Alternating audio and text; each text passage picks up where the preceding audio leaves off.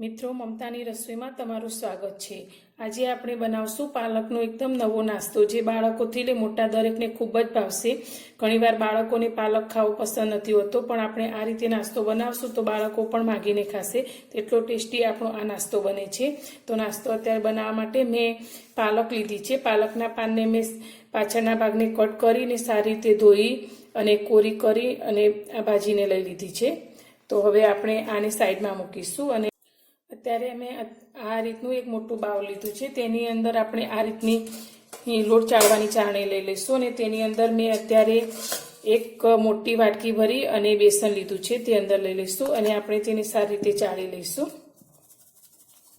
જ્યારે પણ આપણે કોઈ પણ બેસન કે કોઈ પણ લોટનો નાસ્તો બનાવતો હોય ત્યારે લોટને આ રીતે ચાળીને જ ઉપયોગમાં લેવાનો।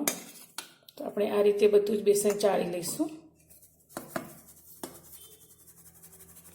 બેસનને મેં સારી રીતે ચાળી લીધું છે। હવે તેની અંદર આપણે મસાલા કરીશું।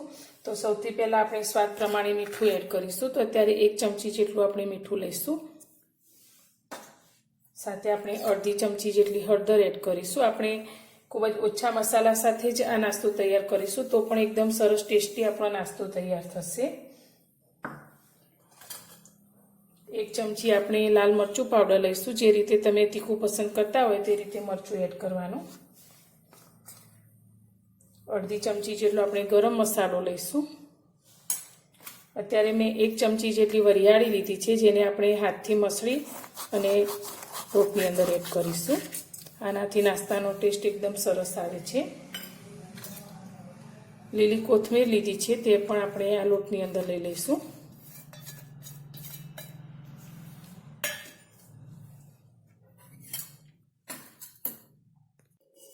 લોટની અંદર આપણે 1 ચમચી જેટલું તેલ એડ કરીશું। આ નાસ્તાને ચટપટો ટેસ્ટ આપવા માટે મેં અત્યારે ગોળ અને આંબલીનું પાણી કરીને લીધું છે। ગોળ અને આંબલીને મેં ગરમ પાણીમાં 1 કલાક પહેલાં પલાળી રાખેલા અને ગળીને આ રીતનું પાણી તૈયાર કર્યું છે। તમે આ પાણી ન એડ કરવું હોય તો તેની બદલે ખાંડ અને લીંબુના રસને પણ મિક્સ કરી અને આ રીતનું પાણી તૈયાર કરી શકો છો। તે આપણે નાની અડધી વાટકી જેટલું લીધું છે, તે આપણે આ બેસનની અંદર લઈ લઈશું।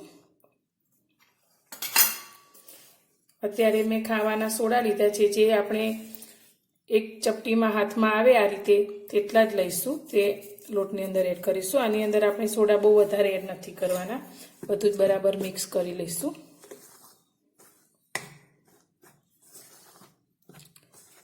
આ રીતે મિક્સ કરી હવે તેની અંદર આપણે થોડું થોડું પાણી એડ કરી અને ખીરું તૈયાર કરીશું।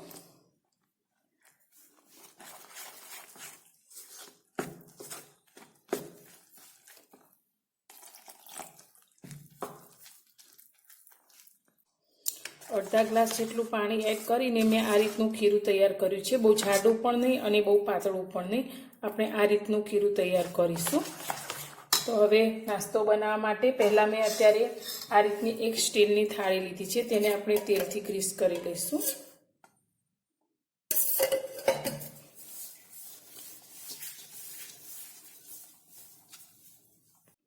હવે આપણે જે પાલકના પાન લીધા છે તેને આપણે આ રીતે આ ખીરાની અંદર લઈ લઈશું અને આ રીતે અંદર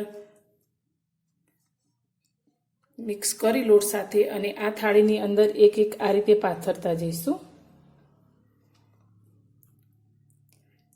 આ રીતે બધા જ પાનને આપણે પાથરી લઈશું।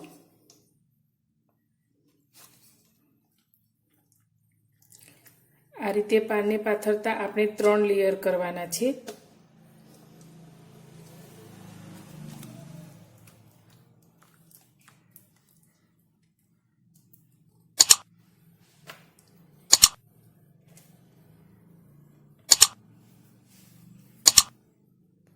આપણે આ રીતે પાનનું 1 લેયર કરી લીધું છે। હવે તેની ઉપર આપણે ફરી બીજા પાનથી લેયર કરી લઈશું।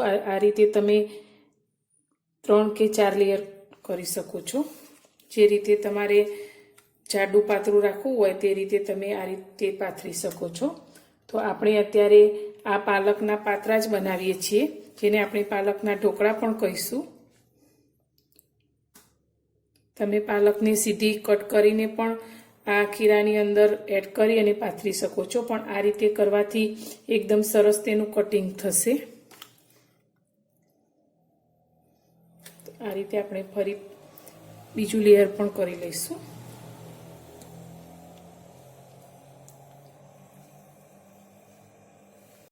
મેં બધા જ પાલકના પાનને આ રીતે ખીરા સાથે પાથરી લીધા છે. તો હવે આપણે આ રીતનું મેં એક સ્ટીલનું મોટું વાસણ લીધું છે, જે આપણે લોટ બાંધવા વાપરીએ છીએ તે જ લીધું છે. અને તેની અંદર આપણે આ રીતે ગોળ રીંગ મૂકીશું અને આ થાળીને તેની અંદર મૂકી દઈશું.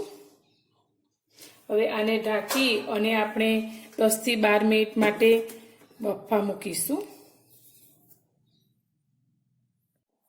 12 મિનિટ પછી આપણા આ પાલકના પાત્રા એકદમ સરસ રીતે બફાઈ ગયા છે. અને આપણે 5 મિનિટ પહેલાં જ થાળીને બહાર કાઢેલી, તો થોડી ઠંડી પણ થઈ ગઈ છે. તો હવે તેને આપણે આ રીતે પીસ કરી લઈશું. તમે તમારી મનપસંદના નાના મોટા પીસ કરી શકો છો. આપણે આ રીતે પાત્રાના કટ કરી લીધા છે. તો હવે આપણે આનો વઘાર કરીશું. હવે આ પાત્રાનો વઘાર કરવા માટે મેં એક દાળિયામાં 2 ચમચી જેટલું તેલ લીધું છે. તો હવે તેની અંદર આપણે થોડી રાઈ એડ કરીશું. રાઈ આપણી તતરી ગઈ છે, તો તેની અંદર આપણે થોડી હિંગ લઈશું. ને સાથે મેં સફેદ તલ લીધા છે, તે આપણે અંદર લઈ લઈશું. હવે આ વઘારને આપણે આ પાત્રાની ઉપર લઈ લઈશું.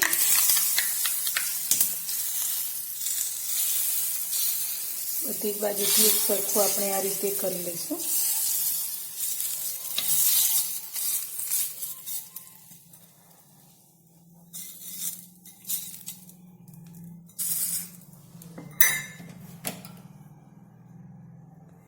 આપણે નાસ્તાનો વઘાર કરી લીધો છે, તો તમે જોઈ શકો છો એકદમ સરસ આપણા આ પાલકના પાત્રા તૈયાર થઈ ગયા છે.